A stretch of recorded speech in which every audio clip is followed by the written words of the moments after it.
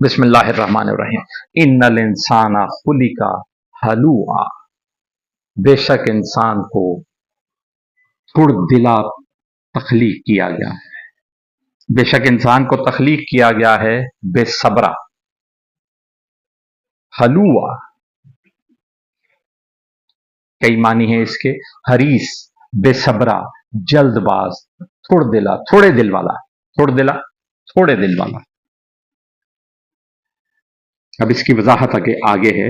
بسم اللہ الرحمن الرحیم۔ اذا مسہ الشر جزوعا، اذا جب مسہ پہنچتی ہے اسے، شر کوئی خرابی، مسہ چھونا، ہو اسے جب اسے چھوتی ہے، جب اسے پہنچتی ہے کوئی شر کوئی خرابی، جزوعا گھبرا جاتا ہے۔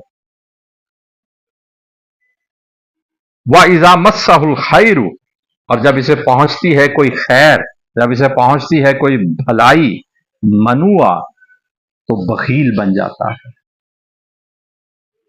بخیل بن جاتا ہے۔ بخیل بننے سے مراد کیا ہے؟ یعنی پھر جب کوئی خیر پہنچتی ہے تو کہتا ہے یہ تو میری ہے، میں اس کو کسی دوسرے کو کیوں دوں؟ اس کا فائدہ پھر خود سمیٹنا چاہتا ہے، کسی دوسرے کو ہوا بھی نہیں لگنے دیتا۔ اب اس کو شر کو ہر طرح کے شرور میں شامل کیا جا سکتا ہے، اور خیر کو ہر طرح کی خیرات میں، کہ مال کی صورت میں بھی یہ بات ہو سکتی ہے، مال کا نقصان، مال کا ملنا، کامیابی کا ملنا، نقصان کا ملنا۔ اب یہاں ایک سوال آتا ہے کہ جب اللہ نے ہی ایسا تخلیق کیا ہے تو پھر حساب کیوں؟ جب اللہ نے تخلیق ہی ایسا کیا ہے تو پھر یہ ساری باتیں، پھر ساری پڑتال، پھر سارا حساب کیوں؟ جب اللہ نے میری تخلیق ہی ایسی کی ہے، بے صبرے پن کی، تھڑدلے پن کی، گھبرا جانے والی، تو پھر میں تو کمزور ٹھہرا، میرے سے پھر حساب کیوں ہوگا؟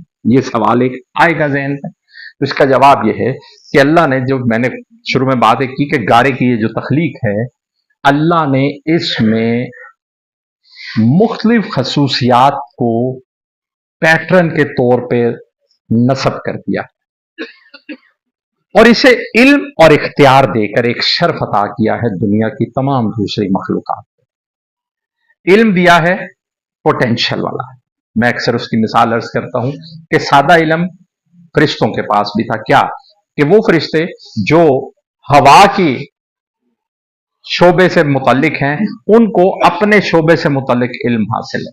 پانی کے فرشتے یا اس پہ معمور ڈیوٹی پہ جو معمور فرشتے ہیں، ان سے متعلق کام کا انہیں اندازہ نہیں۔ اسی طرح جو پانی والے ہیں، انہیں پہاڑوں والے فرشتوں کے کام سے متعلق کوئی علم نہیں ہے۔ علم ہے لیکن اپنے شعبے کا، جو اللہ نے انہیں ان کی کیپیسٹی کے مطابق دے رکھا۔ آدم علیہ السلام کو جب اللہ نے تخلیق پہ وہ علم عطا کیا تھا، کہا اللہ نے آدم کو چیزوں کے نام سکھائے۔ پھر فرشتوں سے کہا اگر تم میں بات ہے تو بتاؤ ان کے نام، وہ نہیں بتا سکے، اللہ نے آدم علیہ السلام کو کہا بتاؤ۔ اب یہ ناموں کا علم کیا ہے؟ یہ اللہ نے اس میں علم کا پوٹینشل رکھ دیا۔ پوٹینشل کیا ہے؟ کہ اللہ نے سما، بصارت، مشاہدے کی طاقت دی، اور ساتھ عقل دی کہ ادراک کے پہلوؤں پر اسے پرکھ کر تجزیہ کرے اور ایک خیال قائم کرے، اور پھر آگے اس کو بہتر سے بہتر کرتا چلا۔ آج سے ہزاروں سال پہلے کسی انسان نے دیکھا کہ دو پتھر ٹکرائے تو ایک چنگاری نکلی، گھاس کو آگ لگ گئی۔ یہ انرجی کا پہلا سورس تھا جو اس کے مشاہدے میں آیا۔ کیا وہ اس مشاہدے تک محدود رہا؟ نہیں، اس نے اس مشاہدے سے فائدہ اٹھا کر اللہ کی عطا کردہ صلاحیتوں اور اختیار کا استعمال کرتے ہوئے خود آگ جلانے کے ذرائع پیدا کیے۔ یہ پہلا مشاہدہ، درجہ بدرجہ اس سے آگے۔ پھر اس سورس آف انرجی کو صرف اس نے آگ تک محدود نہیں رکھا، اگلا مشاہدہ اس کا کئی سال بعد آیا کہ اس آگ سے یہ جو سٹیم نکلتی ہے، بھاپ نکلتی ہے، اس کے اندر بھی انرجی موجود ہے۔ پھر اس نے اس پہ کام کیا اور اس سے اس نے انجن بنا لیا، اور پھر یہ بات بڑھتی بڑھتی آج ایٹم، اور ایٹم کے اندر بھی پروٹان اور الیکٹران تک کو توڑ کر، اس کے نیوکلیس کو توڑ کر، اس کے اندر بھی جو چیزیں موجود ہیں اس کو بھی سورس آف انرجی بنا دیا ہے۔ ابھی آگے قیامت تک اور بنائے گا انشاءاللہ تک۔ تو یہ ہے علم کا پوٹینشل، یعنی اللہ نے اس میں یہ صلاحیت رکھی ہے کہ وہ اپنے اللہ کی عطا کردہ نعمتوں کو استعمال کرتے ہوئے اپنے علم کو آگے بڑھاتا چلا جاتا ہے، درجہ بدرجہ۔ مشاہدے کی समझ और बसारत की ताकत को, और अकल जो दे रखी है अल्लाह ने, और फिर अपने इख्तियार को जो अल्लाह ने दे रखा है, और फरिश्तों को भी इस काम पे मामूर कर रखा है कि ये जो करना चाहता है इसके लिए वैसे सहूलतें, जो मैं अक्सर कहा करता हूं कि हम इंसान मखदूम कायनात है, कि ये पूरी कायनात इंसान की खिदमत पर मामूर है, कि वो जो करना चाहे, इख्तियार का है, वो खैर करना चाहे उसके लिए भी उसे कोई रुकावट नहीं डाली जाएगी अल्लाह के फरिश्तों की तरफ से। किसी ने एटम बम फेंका इंसानों पर, तो अल्लाह के फरिश्ते, अल्लाह हुक्म देता तो क्या फरिश्ते उस एटम बम को जमीन पे गिरने देते? लेकिन कहा ये बुरा करना चाहता है तो इसको वो इख्तियार, ये खैर करना चाहता है तो खैर करे। हिसाब लेगा अल्लाह फिर इस पोटेंशियल का कि मैंने जो तुम्हें दे रखा था अब इसका हिसाब। अब इस पोटेंशियल का ये एक मिसाल मैंने दे के आपकी खिदमत में ये बात वाजे की है कि अल्लाह ने इस गारे के पुतले में हर तरह की सिफात रखी है। अब इंसान का काम क्या है कि उसने अपने इल्म और इख्तियार का इस्तेमाल करते हुए अल्लाह की तरफ से जो रसूल आते हैं अलैहिमुस्सलाम, वो जो अल्लाह की तरफ से हिदायत और तरबियत लेकर आते हैं, उसका इस्तेमाल करते हुए अपने अंदर मौजूद इन सिफात को बैलेंस करना है। अगर वो बैलेंस करेगा तो वो कामयाब इंसान ठहरेगा, अगर वो बैलेंस नहीं करेगा तो शैतान के रास्ते पे चल पड़ेगा। अभी मैंने सब्र जमील अल्लाह ने हुक्म दिया कि सब्र जमील की इख्तियार कीजिए, तो मैंने उसके 3 बुनियादी पहलू आपको अर्ज किए कि वो क्या हैं। शैतान उन्हीं लम्हों में आके इंसान को बेसब्रा बनाता है। एक सदमा पहुंचा, तकलीफ पहुंची, इंसान वसवसे डालता है, दिल को तोड़ता है, मायूस करता है कि क्या बने, अब तो कुछ नहीं। हमारा कोई अजीज करीबी रिश्तेदार फौत हो जाता है तो हम समझते, हम कहते हैं जुबान से भी नाउजुबिल्ला कह रहे, बस दुनिया नहर हो गई है जी, ऊँट के रह गया से नाउजुबिल्ला, ऐसे अल्फाज ये।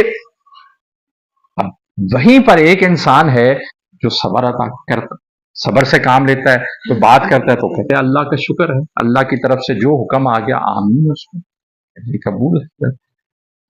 कोई उजलत वाला कदम नहीं उठाता, कोई बेसब्री से कोई बात नहीं कर देता।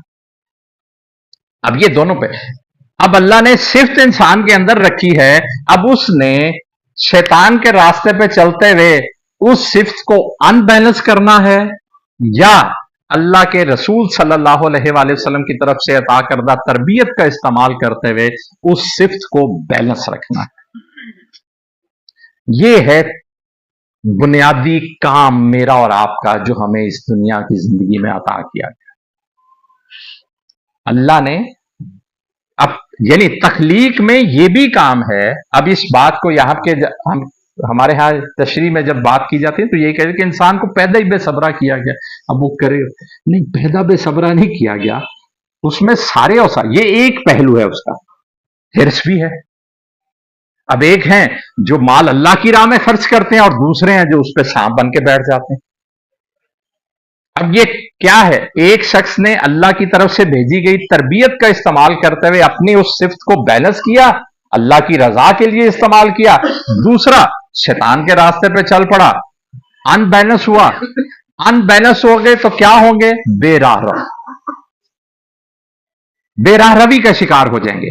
बैलेंस रखेंगे तो सिराते मुस्तकीम पे चलेंगे। अब फिर एक सवाल आ गया कि जी जब अल्लाह ने कह दिया कि बेसब्रा पैदा किया है, तो ये बात दरअसल ऐसे है कि वो एक मिसाल बहुत खूबसूरत है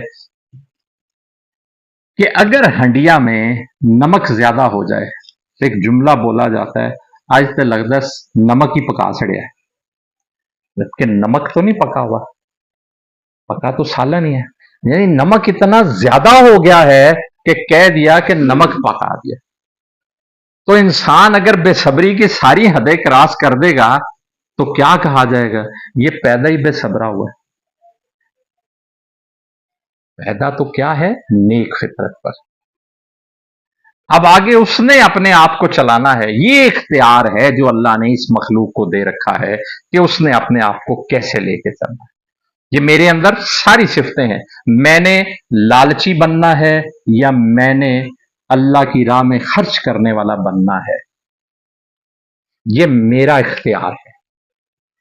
اللہ نے اوصاف اندر رکھے